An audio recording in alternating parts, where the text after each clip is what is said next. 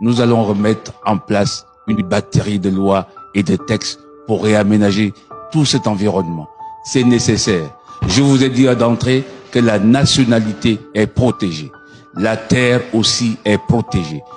Comme on ne s'en sort pas, on va réaménager le tout. C'est la seule issue. Le foncier a été géré avec légèreté au plan national. Il faut l'admettre. Tous les comportements déviants qui sont en activité dans notre pays s'expriment avec une très grande force dans ce domaine.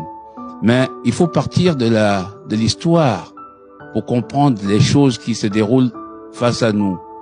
Il faut comprendre déjà à la base, quand les autorités actuelles vous parlent de restauration des institutions, il faut comprendre que l'homme et la terre sont deux institutions.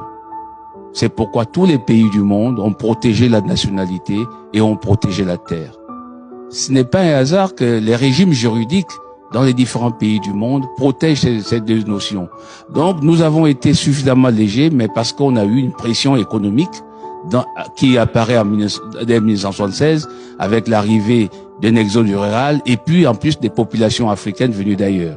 Maintenant, les populations autochtones, celles de Libreville et même d'autres capitales provinciales, Port-Gentil, Franceville, les villes comme Mwanda, qui ont eu une pression économique présente, ces populations autochtones sont face à une très forte demande et d'occupation anarchique des terres. L'État, il faut le dire, a failli. Parce qu'il y a aussi des comportements déviants, des administrateurs de l'État qui se comportent pas bien. Et il y a, comme vous parlez de chefs de quartier, le statut des chefs de quartier n'a pas été fixé. Les autorités actuelles vont s'atteler à le fixer. Il faut fixer un statut à une fonction pour que ce monsieur sache ce qu'il doit faire, ce qu'il ne peut pas faire, et quand il déborde son champ de compétences, il en assume la responsabilité. C'est ça qui nous a manqué. Donc nous sommes, nous, population de l'estuaire, totalement en insécurité foncière par rapport à ce que nous observons. Les vendeurs ne sont pas souvent originaires de l'estuaire. Il y a même des étrangers qui vendent les terres gabonaises. C'est alarmant. La SNI est rentrée dans un domaine où nous, population autochtone, nous sommes menacés. Et vous venez de le voir avec les mois qui viennent passer. La SNI, c'est, comme l'indique son nom, une société. À quel moment on lui a donné les attributions d'aménagement dans le sens de la spéculation foncière? Je n'en sais rien. On vient de voir l'émission, c'est aménager, construire et gérer. C'est-à-dire qu'elle le fait pour elle-même. Elle aménage un domaine, elle construit des bâtiments, et puis elle gère. Maintenant, on a confié à la SNI le droit de faire des réserves foncières. Alors que nous avons une direction générale des aménagements fonciers, nous avons une direction générale du cadastre.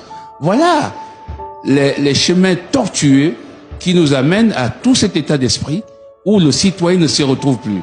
Et toute politique publique en aménagement foncier devrait tenir compte des populations autochtones. Et c'est ce qu'a fait le doyen Henri Miko quand il a fait le lotissement dans ce pays. Le lotissement de Zanayon a pris en compte les populations Sekiani, les populations Fan, en leur réservant leur espace villageois. Et ces populations ont été soumises à une procédure facilitée d'acquisition des titres fonciers.